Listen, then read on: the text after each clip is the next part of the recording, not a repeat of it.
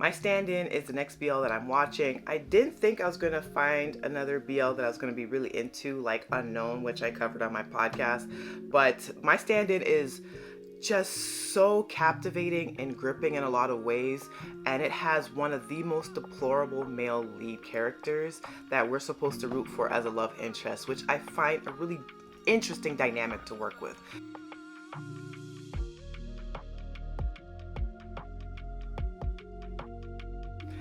Hi, I am Monique. I am the host of Off by Purple Heart podcast, where I talk to you about K-dramas, C-dramas, BTS, and whatever else I want to talk about.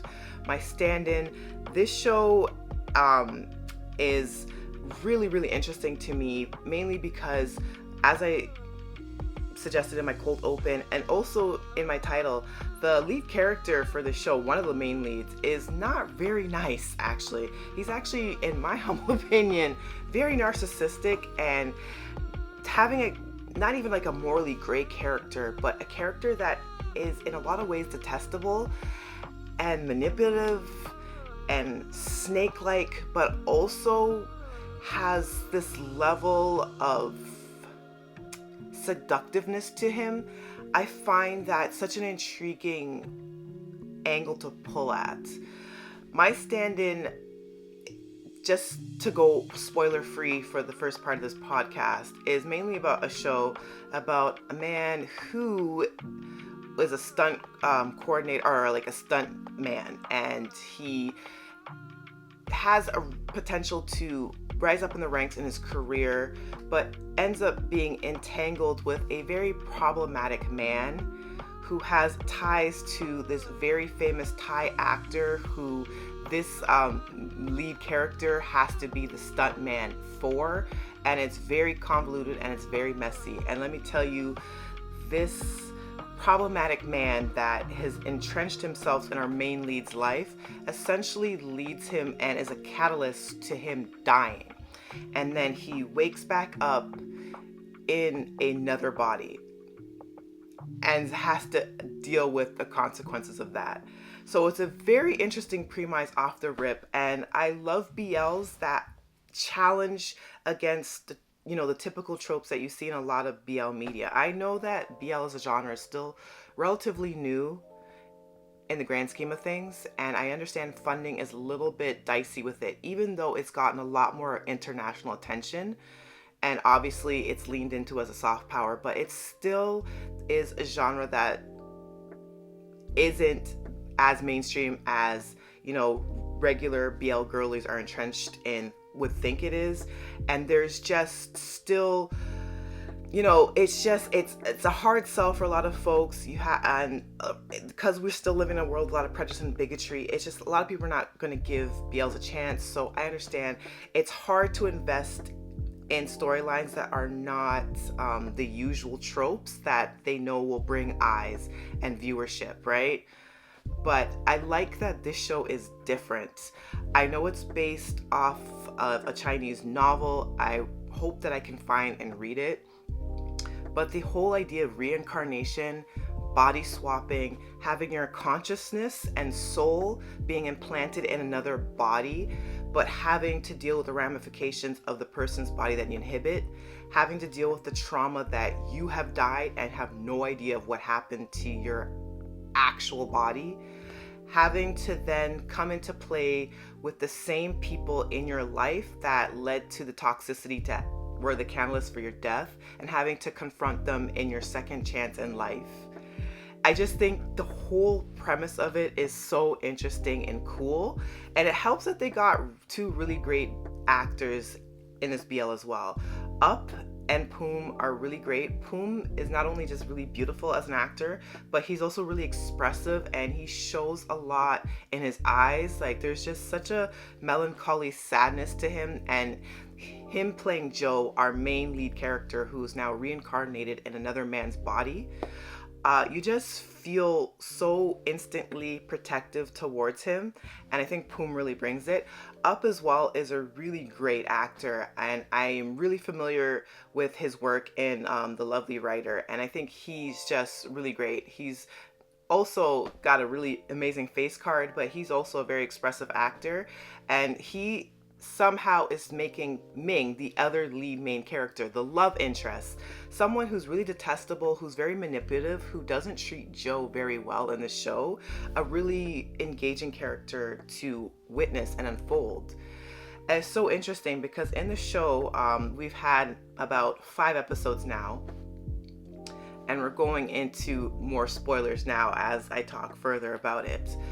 In the show, he's very manipulative, he's very nasty, he's very self-centered, and he basically put Joe through the ringer. In Joe's first life and his first body as a stuntman, he always felt like he was a stand-in for pretty much every layer of his life. I mean, he's a stand-in for this huge, cocky, arrogant SOB A-list actor who is very well revered in Thailand, but has history of being just a jackass on set who makes everyone just annoyed and essentially makes shoots a lot longer than they need to be because of his diva-like behavior. But because he comes from a very powerful family and he has connections and technically he's good at his job and brings in, the audience to movie theaters, he gets away with a lot. Even though Tong, this arrogant SOB, is all of this, Joe, our main lead character, is not only just a phenomenal stunt man, a stunt coordinator, he also is very charismatic and also has some acting chops too, which makes Tong really, really insecure and jealous. And the connection that Tong has with Ming, which is the love interest for Joe, it creates like a really interesting tangled web of toxicity and bitterness. And I'm fascinated by this show, but I also am actively rooting against the lead couple, which makes no goddamn sense. Like, how can I be interested and intrigued by a main couple, know that one part of the pairing is extremely toxic, is manipulative, was to the point where when he was in a relationship with Joe, he would only have like intimate, bow chicka wow wow with him without him actually facing him, so he could imagine Tong, right? We're watching all this, we're seeing all this. He talks down to him. He even says to him at one point, Joe, that, hey, you're the stand-in. Don't think so highly of yourself. Like, humble yourself, okay? You're only tolerated because you are a stand-in to Tong. You're always going to be the second best. You're always going to be the second player to the main star. I'm paraphrasing, but that's essentially what he was saying. This is to his love interest. And somehow we're supposed to root for this couple because they are the main lead. Now, I know it's not a standard BL, it's not a standard love story. So already, like, I'm coming in with like, but Up is such a good performer. He makes this character so intriguing despite how detestable he is and how he speaks down to Joe. And then when Joe dies through an unfortunate accident, because he ends up losing out on a major opportunity that would have been like a career-defining, a career-making role, because Ming is so devious and is so narcissistic. He ends up doing some deplorable things to this character, and he ends up missing out on an opportunity of a lifetime, and then end up getting blackballed in the industry in his specialty, and then has to go to extreme lengths to get work to continue to pay for his life, right? And then ends up in some dire straits as a stuntman working on an unlicensed shoot with like some mafioso funded production company, and ends up losing his life and like literally diving off a cliff, and then waking up in the body of another man after he's died, and his consciousness and soul now has to contend with the fact that he's inhibited a body of a man that was in a coma for like 2 years, and then suddenly has a mom that's fawning over and caring for him, and still having to deal with the threat of not having enough money to survive, and then having to deal with the PTSD of everything that happened to him prior to him, being reborn, having to deal with all of that, not have access to his own money, his own resources. And the fact that he still then has to come back into contact with Ming and Tong, and then have to dance that delicate, struggle of not revealing too much about who his past self was. And that Ming already is suspicious about him. And Ming already knows that there's something off about this new guy who also happens to share the exact same name as Joe. And he's just too similar, and there's too many coincidences happening, and there's just something there that's nagging at him. And like, I just find that so damn interesting and so intriguing. And I just want to know, like, who else is watching this? Like, if you're watching via YouTube, like, put in the comment section, like, are you watching this show? Like, I know it's picking up a lot of steam and a lot of traction, but it's just like, I'm just so fascinated by this show. I'm so fascinated by the idea of having Ming as a character, as like someone of that we're supposed to be desiring. Like, he's good looking, he's complex, he's seductive, he's narcissistic, he's mischievous, he's putting our main lead through hell. And Poom as Joe is doing so well that you feel so sorry for him, and you want to protect him, and you want to tear him away from Ming, but you also want to see the cat playing with the mouse. It's like, you want to see the little tangle web they're gonna spin together, that